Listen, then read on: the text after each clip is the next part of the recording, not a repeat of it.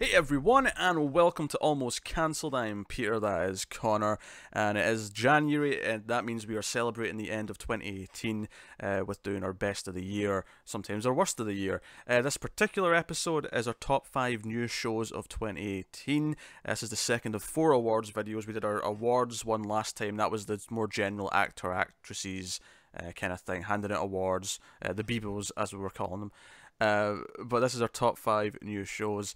Still to come after this very week is top 10 single episodes of 2018, and of course the top 10 shows of 2018. So that's what's coming up. So top 5 new shows. I think we should explain probably to begin with here. This is kind of a downer to start the episode on, but this was top 10 new shows the last 2 years. Yeah. And I feel we have to explain why it's only top 5 this year. I mean, I'm willing to say part of it is on us. Well, that's the thing. I think part of it is on us. I think we probably tried a few less shows this year than we had done the previous two, just due to being busy and time and other things. Yeah, we've been doing this. We still keep an eye on everything. We were a little stricter with what we tried.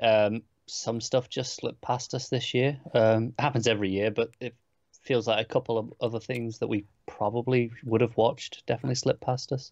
There's at least one. There's one that people have mentioned where I'm like, yeah, that's something we should have tried and covered.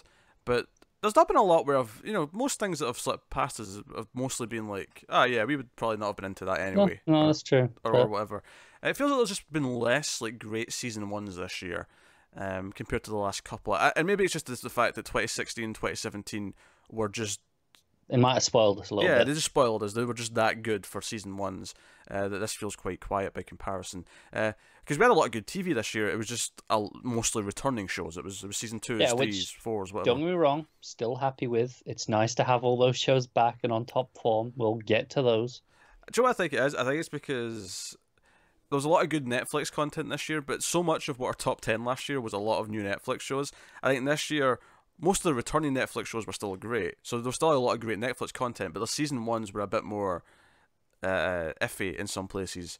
Altered Carbon, for example, a show that we thought could have potential. That might be one of the biggest disappointments of the year. Was a huge whiff. It was a whiff, and that's all I'm calling it. So there's that. That's not to say that there's no Netflix season ones on this list, because there may very well be. Yeah. I mean, Netflix pumps out so many. There's bound to be at least one. Yes. So you can go back and check last year's and the years before to see what we had on our top 10. But we felt that stretching this to 10 was including things that we didn't really think were worthwhile having on a top list. Yeah, this one wanted to be, at the very least, something that we can recommend going, yes, this is worth your time. Yes. It does mean that because we cut to 5, there is 1 or 2 that maybe are deserving of being on a list, but that makes the top 5 feel more important because we had to cut things that were good. Therefore, it feels that we actually had to make tough choices. Because we definitely had to do that the last couple of years with the 10s. We did. And typically something that only one of us watched was not given the full points that it would have done otherwise, because both of us typically have to have seen everything. That's not entirely true for all this top 5 though. There is one thing on here that is just a one-person thing. Partly because it's almost married to the fact that so much of the audience were engaged in it, that it kind of justifies the fact that it should be there. Yeah. But other than that, we're looking at the top 5 that we've got. So with all those disclaimers out of the way, we can actually talk about the 5. Yes. So coming in at number 5 is the limited series from Netflix, Maniac, which was directed by Cary Fukunaga, who of course directed season 1 of True Detective, starred Emma Stone, Jonah Hill, and we talked about them in terms of the acting in the last episode.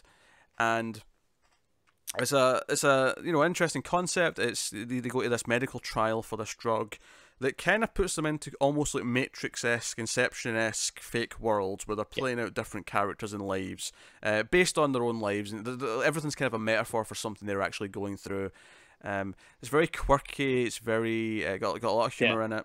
It gives the show a great excuse for being blatant with its ideas and themes, because it's supposed to be blatant to the characters as well. They're supposed to be able to pick up on things, and it's coming from them. So of course it makes sense. Of course it's a lot of really obvious big metaphors. Yeah, music's fantastic. I think what really impressed me about the show though was how much heart it had. I wasn't expecting to find it so sweet. before I watched it. I think I was expecting something that was quirky but cerebral, and instead I got something that was quirky but heartwarming. Yeah, I think the only thing I have to say to if you're using this list here as recommendations of what you should be trying, definitely watch at least 2 episodes of this. I think the first episode is not the best representation of what the show actually is. Oh yeah, it's not a bad episode. It's just it doesn't become the show that it is until episode 2. Yeah, so you do definitely need to watch the first 2 at least to get a picture of what to expect from the rest. Yeah, the only real the bigger critique that we had of the show was the actual conclusion to the trial stuff in episode 9 before the finale was a little bit weaker than everything else. But the actual finale, episode 10, in terms of wrapping up the character stories, was very, very strong. So it kind of did this thing at the end where it dipped down a little bit and then was like, no, it swooped back in and said, no, the conclusion's satisfying, and it made the whole 10-episode experience worth watching. It very much felt like a 2-hour movie that was, it became like a 10, because the episodes are not long. There's a lot of them are actually quite short. Yeah. In the 35-minute range kind of thing. Yeah, it's probably 4.5-ish hours total, right? Yeah, something like that. So they were able to expand upon some things and sort of flesh them out. But it's one of those things where I can totally see a great 2-hour movie of this without losing too much essential stuff. Yeah, you can see pretty clearly where they cut down. I think the biggest loss, if you did cut this down to a movie, would be some of these side characters. The doctor running the trial. Most of that stuff would probably be gone in a movie. Yeah, and that would be a shame. Yeah, Justin Theroux and Akimi as the other scientist, like they're fantastic characters, and we would lose them. The benefit might be though is I think we said that like one of the final like worlds as they go in their heads was maybe just one too many. It felt just a little bit repetitive, the final one. But fairly American plates overall though, really heartwarming. I love the ending. Very enjoyable show. Honestly, one of my biggest problems is maybe it's mismarketed a little bit, because it comes off as the marketing is like, oh, it's going to be this really crazy cerebral thing, and it's actually quite straightforward. Yeah, the first couple of episodes we were jumping like around trying to like theorize all these crazy ideas of what the big twists might be, and about halfway through the show it became very clear that it wasn't that kind of show that was going to try and pull the rug out from us. It was going to so if the marketing put you off, because I can totally understand why that would put people off, don't give it a try. It is really not that at all. It is a very sweet drama that is very straightforward. Yeah, it actually is. Despite the crazy concept, it's actually very straightforward in what it's doing. Yeah. So yeah, it's number 5. So we'll move on to number 4.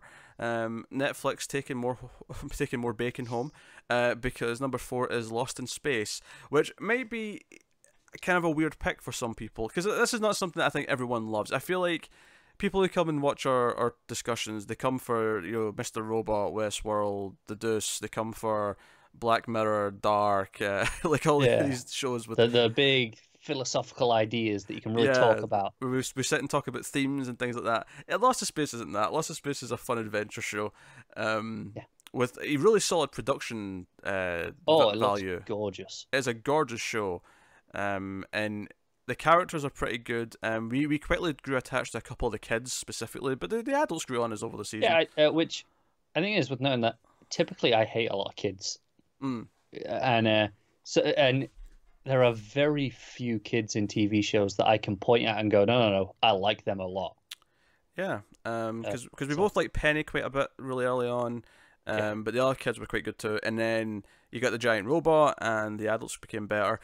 And a delightfully evil villain. Yeah, the villain is awful in the best way possible. You hate her guts. Yeah. You absolutely despise her every step of the way.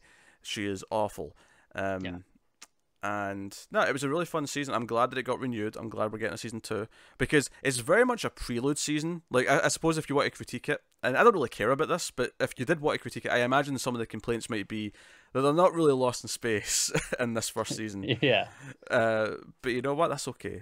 Because I feel like there was a lot of good action set pieces. It was a lot of survival stuff, because they're on this hostile planet a lot of the season, and it's like... Which is changing quite dramatically, the planet. So it's not stale. Yeah, there's like a great chase sequence at one point across a volatile land that has all the hot pockets, and then there's Yeah. There's like, you know, violent weather. There's like, you know, getting trapped in snow. There's all these different things. It's all these kind of survival movie stuff. If you like those types of movies, I think you'll get into the show and just have fun with what it's doing.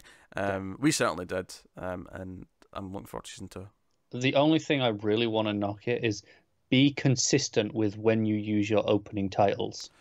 Oh, that's right. It was like 2 or 3 random episodes had a full opening title sequence, and the rest didn't. But it wasn't like it was episode 1 in the finale that had it. It was like 3, 7, and 9, or something like that. It was so frustrating. I'm like, what are you doing? Do it or don't do it. Don't just put it on some of them. It's not like you know, on a network show, sometimes you'll find that over time they start cutting down the opening because they've got a limited runtime. It's like, no, we need to fit more in. Because Glow does this. Glow has a full title sequence on the first episode of the season, but the rest of the episodes don't. It's just the first episode. That's fine. That makes sense. It makes sense because they expect people to binge it, so it's like, here's your open title sequence at the start, and if you binge the whole thing, yeah, that's just it. That's fine. Yeah. So that's do you know what Netflix really needs a feature of? I know you can skip the titles yourself manually, don't get me wrong. But what they should do is you know how you said, oh, Glow has a long version and a short version, right? Mm-hmm. Every show should have that on Netflix. And it should, if you go straight into the next episode, it should play the short version. And if you leave it and come back, it should give you the full version. Well, if you like the full one, though, and you want to see it, then you just have to back out and come back in. Tough shit. Oh, as long as it suits you, basically. Yeah. Yeah. Pretty much. Well, that's lots of space. Number 3, not a Netflix show. This is the one that Connor didn't see, but it felt weird not awarding this something because The Haunting of Hill House was a very notable show, and the only reason why Connor didn't see it is because he was on vacation the week it came out. Yeah, I know. On your individual list, this may have snuck a little bit higher. But without me having seen it, I said, do you know what? I'm willing to let this be on this list. You know, I've seen enough good buzz, and I would have watched it and probably loved it as well. But I'm willing to say, no, 3. You can have it at number 3. Yeah, this was probably the biggest new show of the year in terms of attention on the channel. For sure. I bloody missed it, didn't I? You know, like people were talking about theories. They were talking about all the hidden ghosts. Mike Flanagan, who's directed a bunch of horror movies, was the director of all 10 episodes. I have a question. Yes. Because obviously I never watched it. Flanagan has a typical problem in a lot of his movies. Mm-hmm. Did he stick the ending? The ending's the weakest part. That's the same as always then. The funny thing is it doesn't hurt this as much as it hurts a lot of his movies, though. Because it is just the final episode. As you've had 9 good episodes, it's kind of like as opposed to, well, hang on, that ruined the last hour. 90 minutes. Yeah. It's like, you know, instead of the last 20 minutes ruining the hour and a half or whatever it was, the last episode was just a little bit on the sweet cheesy side compared to the rest. This man cannot do endings. Yeah, I saw a great. I don't know if it was a comment on one of our videos or I saw this on Twitter, but. Someone said it was almost like someone turned the lights on and started vacuuming during the final episode, so the atmosphere kind of went away. And some people who love it try to argue what it means and how it's actually more sinister. And I get why they're arguing that. I get why that's an interpretation you can have. I don't think the episode sells it that way, though. Do you feel like those people are just, no, we want it to be this because otherwise we're disappointed? Possibly. But we're not here to talk about critiques because you've turned this as negative as possible when it's supposed to be a top 5. I didn't know if it was good. He could have been like, no. He pulled it off. He nailed the landing. The rest of the season, though, is phenomenal, and it is probably the first true horror TV show. And what I mean by that is that it's very consistently spooky. It's consistently got good scares. It's consistently got this tone, something that even other shows like, you know, we like The Exorcist, which was pretty good, but it still felt more like a TV show than a horror story, even though there's horror elements in it. And I know that sounds really like. No, I think I understand what you mean. The way it was structured felt like, no, this is a TV episode that just there might be a demon. Yeah. Because you know, if I talk about the hit television show Buffy the Vampire Slayer, some would argue that that's a horror show, and I guess it kind of is because it's dealing with vampires and demons and shit. But it doesn't feel like a horror story. It's more of a fantasy show than horror. Shut your filthy mouth. I will not accept those words. Oh, come on. I will not accept those words. It's more Oh, horror than it is fantasy. there is a Twitter poll going up right I don't after we're care. done with this. Even if they agree with you, they're all wrong. It's fine. I will not accept this. I will not accept this fantasy. How dare you? It is fantasy. But the point I'm making is that, you know, even that doesn't feel like a horror show to me, really. Like it feels, and it doesn't feel like a fantasy show either. And the reason why I say that is because it feels like it's a TV show about these characters first, and the genres kind of come secondary to any of that. That's fine. Still fantasy though. Piss off. So you got that, and I think a lot of shows feel that way. You know, I like Ash vs Evil Dead a lot, but it's more of a comedy. You know, it's just more light-hearted. It's not like a full-on horror. Although it's probably the one worth mentioning because it does capture the spirit of the Evil Dead movies quite well. Yeah, there's definitely stuff coming up that might be more horror. The Chucky show. That could. It's the creator of the movies and everything that's doing that. So no reason to suspect that it won't be. But most attempts I've seen at a horror TV show, I'm thinking Scream. I'm thinking, you know, other things. None of them feel like they actually capture the feeling of a horror movie that's got you kind of tense does. Yeah. This does, and it is like half family drama as well. That's kind of what makes it work, is because the characters are actually important. You care about them. There's things going on. Yeah, it's fine in a 90-minute horror movie. You don't have to. I mean, the best ones you do anyway, but you don't have to because you can get by on direction and tension, right? Whereas with a TV show, you've got to have more than that if you're sticking around for 10 hours. Absolutely, and it does this thing. It goes back and forth. Like the kids who were there as a family like 20 years ago, we see them as adults, and it cuts back and forth to their time in the house with their parents to what they're doing now, and how messed up they are potentially because of what happened in the house. Lots of good scares, lots of good moments. There's a jump in episode 8 that gets everyone. Episodes 5 and 6 as a pair are like two of the strongest hours of TV of the year. Very inventive. The first 5 do this thing where each episode focuses on one of the characters, one of the siblings, because there's 5 siblings. That's a big family. Yeah, a lot of characters to juggle, but they're very solid. There's a lot of actors actually who have been in Flanagan movies that I was noticing. Oh, really? Two of the sisters. One was in Hush, which is probably his best movie, I think, in my opinion. I agree with that, actually. Yeah. I don't think that's the one that I don't think balls the ending up. I think that's the one that stuck the landing. That's true. Yeah. And then you've got Carly Gugino, who was in Gerald's Game. She's the mum in the flashbacks. I've not seen that one yet. Maybe. You've got the mum from Ouija Origin of Evil, which you did. You also have the little girl from Ouija Origin of Evil, who was also the little girl in Annabelle 2. What's funny about that, though, is in Ouija Origin of Evil, that was mum and daughter. In the show, they're young and older version of the same person, which is really funny to me. Smart. But yeah, I almost didn't recognize the girl though because she's obviously at an age where she's grown quite quick. So yeah, so a couple of years makes a big difference. Those two movies, she looks really similar in. This, she looks definitely. This has been 2 years. She's looking a bit more mature. But yeah, so really good, creepy. Like I said, there's hidden ghosts. Every episode has 8 to 10 hidden ghosts that have nothing to do with the plot, and yet they're hard to spot. But it's the sort of thing where you can, you know, because there was one episode 1 where I thought I could see someone in the background, and I was expecting it to do something, and it never did.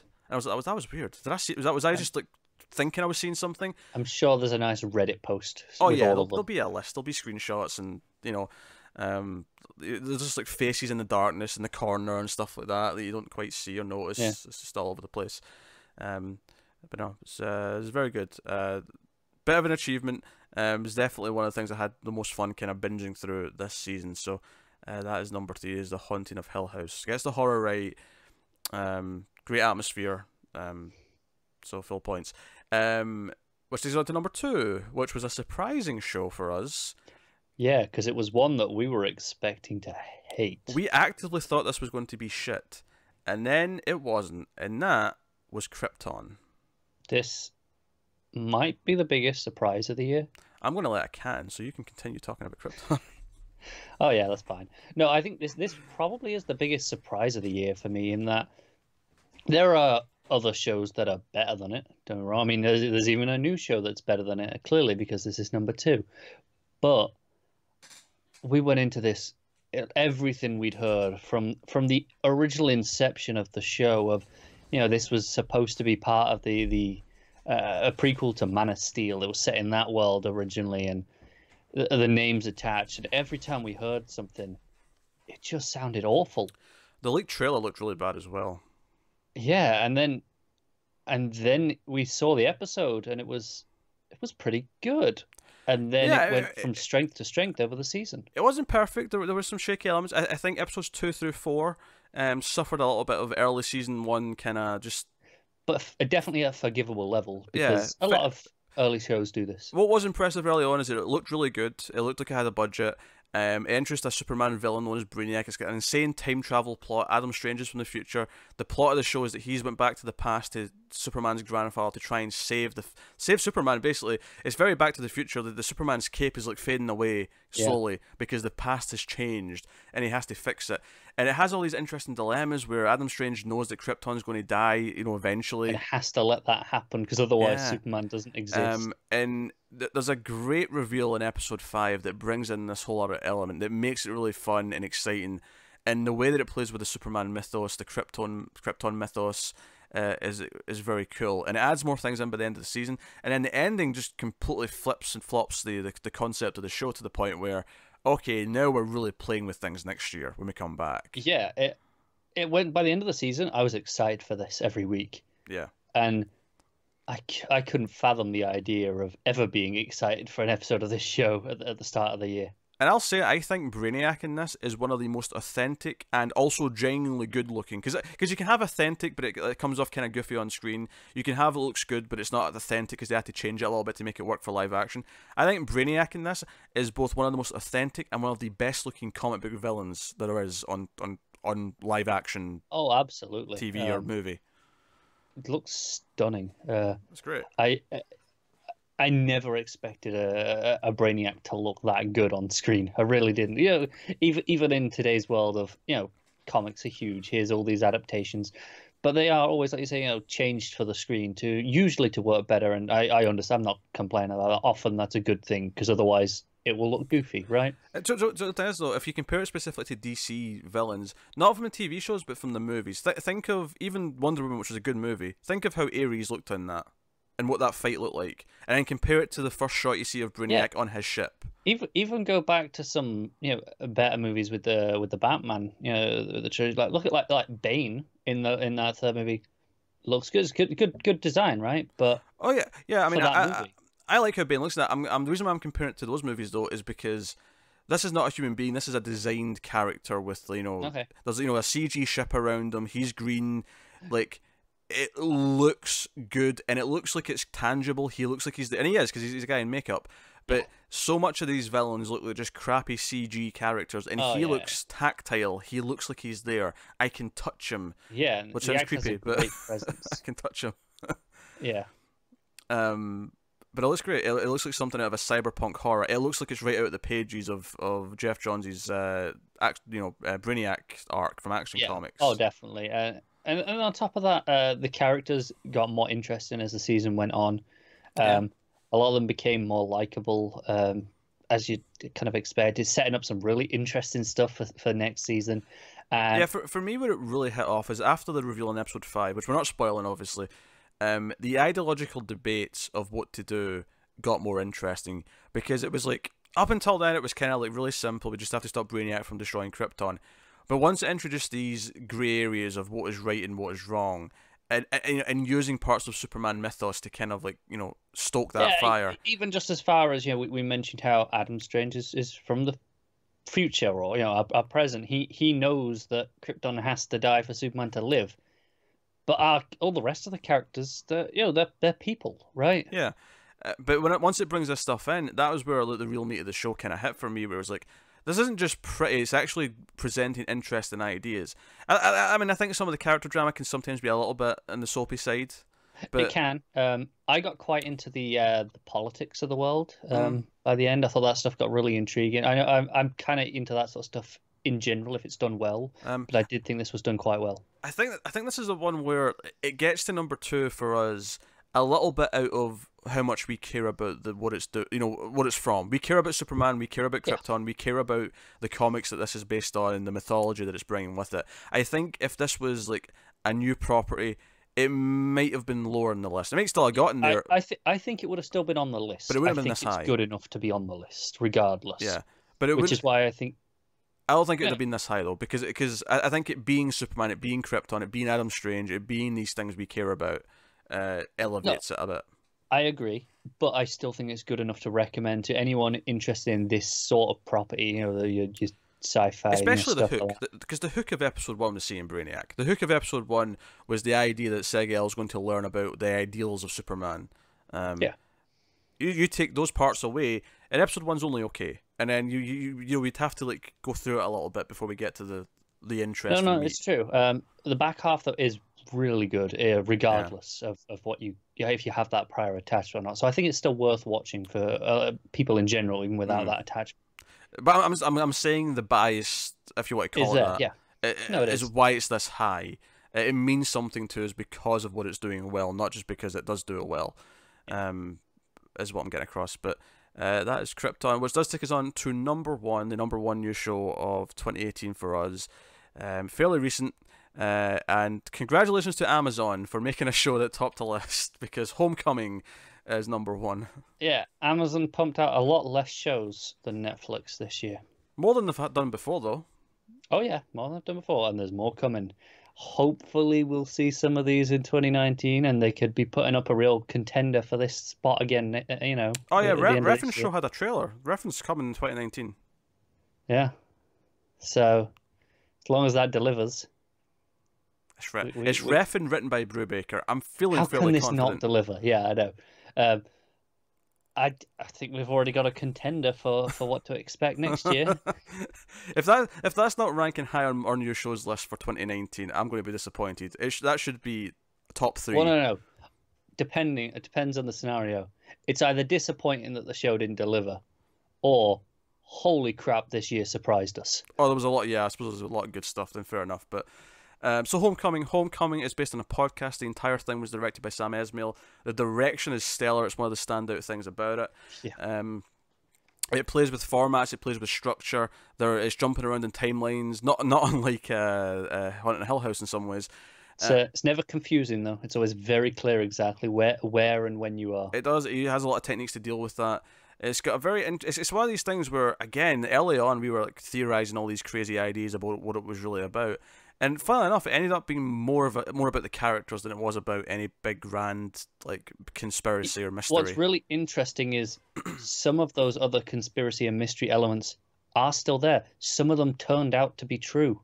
Yeah, they are. Yeah, in various ways, but they're not the point. Yeah, I really like. I would never have predicted what the final 10 minutes of this show was going to be at the start. And I wasn't disappointed by that. I was actually impressed how well they pulled their idea off. Like, no, this is how we end it. It's about these characters, and Julia Roberts is the lead, and we have Bobby Carnival in there as well as kind of the antagonist, and we compared it. We did this in the last awards thing. We compared it to Brian De Palma quite a bit, and how it feels and how it's shot, and the suspense is. There's a couple of really tense sequences. There's some really fun sequences. It gets really bubbly. All the music is source music, even stuff that sounds like score, and most of it does. To be fair, a lot of the music they've got in this is actually just orchestral, but it comes from things. It comes from other films. So I think there was some stuff from a De Palma film. There was. Right? It was from Body Double, because I recognised it. And then I got really excited 2 episodes later when the main theme from The Thing started playing. Yeah. And I was like, wait, what? What? The Thing's playing? Yeah, see, obviously we're saying, oh no, it really reminds you of De Palma. And I think for some people they'll be like, well, that's not very original. But, you know, De Palma's regarded as a fantastic director for a reason. The fact that, you know, this is the standard for TV that I'm hoping that we can get to just expect in the next few years. Oh yeah, this is like... compared to any network show, this is like head and shoulders above, and it's doing all these things. It feels like it has style. This was announced as a limited series. It's got stuff there if they want to do a season 2, and part of me hopes they do. But I would not be opposed to it, especially now that, you know, this delayed Mr. Robot. Mm-hmm. It did because Esmail had to spend all his time directing this. It was worth it. I'm okay. I'm happy to wait a little bit, but Mr. Robot's coming to an end, right? Yeah. If Esmail wants to go, hey, let's do another season, You're not delaying anything I care about waiting on, so go ahead, do it. Ah. I wonder what he's got cooking, because he said part of the reason why they're ending Mr. Robot with season 4 is because he has other things that he wants to do as well. He wants to new projects, I can understand and that. I'm wondering, what are these new projects? What? If you thought maybe Mr. Robot was it was a bit of a fluke, right? It wasn't. Mm, But no. This proved that if he's directing it, we'll watch it. yeah, no, the direction's flawless. It's fantastic. It is very stylized. It may not be for everyone. Some people not like the kind of the starkness of some of the moments and the scenes and the way they're played out. But this was exactly the kind of direction that I can really get into. Yeah, definitely. It was definitely the most impressive from a technical point of view of the year. But I do think. Do you know what is still burned in my head in terms of the imagery from it? Uh-huh. That bloody bird honking at the end of one of the Yeah. episodes. For some reason, that's what stuck with me. But I don't want to shortcome the other things, because the other things, like the characters are very good, the acting is very good. Yeah, because Esmail, obviously he didn't write this like he does with Mr. Robot. That's true. So yeah. this isn't just him. So as much as we're praising his direction, no. There's other people involved in this. Yeah, and I think, like I say, I think the emotional resonance of the finale actually worked for me really well. Yeah, definitely. It was about character arcs. It was about what they're learning about themselves, and it was very good. So yeah, that's number one. And there was no competition. We never even argued that anything else should be number one. It was like, no, that is number one. It was clearly the number one slot, which I feel like it did deserve. It was excellent, right? Mm-hmm. A little bit disappointing that there wasn't anything else that could have been. Yeah, last few years there's been competition for those like top 2-3 slots where they've been fighting like neck and neck. So it's not a negative on Homecoming. It's a negative that there was nothing else to fight it. Yeah, but I'm really glad to see Amazon bring in the game. Right? They go, no, we're serious about this original content business. Obviously, we really like the Tick as well. Yeah, Tick was great. That's back half of season 1 was the start of the year. That was super enjoyable. Yeah. This is completely different, obviously, but diversity is exactly what these services need to get different audiences. And I hope they can keep up this quality streak into this year. Which, amusingly, I saw an article on Twitter. I never read it. I just saw the headline, but it said DC Universe is struggling to get subscribers, and I thought, as much as I love DC, it may be too specific for like a wide audience to latch on to in the same way that you're hoping they will. But who knows?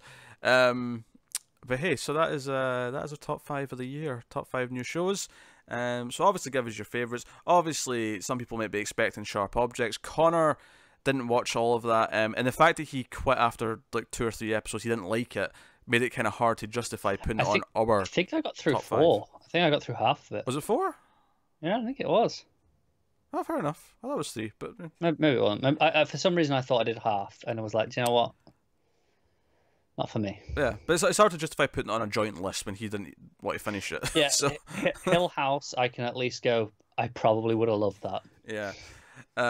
So that was our top 5 of the year. Obviously, it was all new shows that weren't bad. There was other things worth watching, sure, but nothing that felt like I need to recommend this on a top 10. Because the Terror was pretty enjoyable.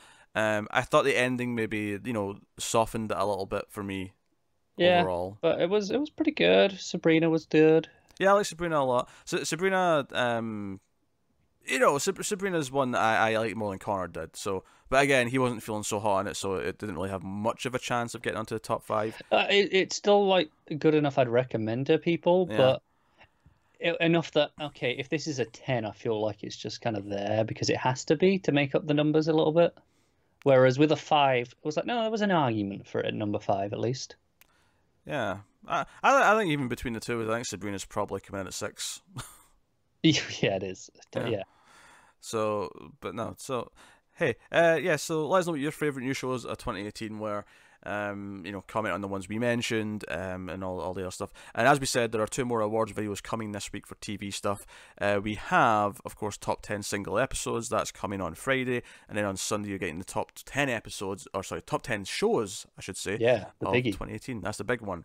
That's the big one where everything's fighting out tooth and nail. Yeah, the big fuzzy Bebo. Yes, and this year there was no season of Mr. Robot, so.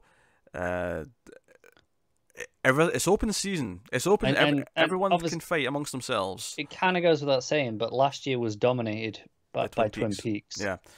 So no Twin Peaks, no Mr. Robot. It means everything else has a chance. I mean, it means objectively, this was a worse year of TV.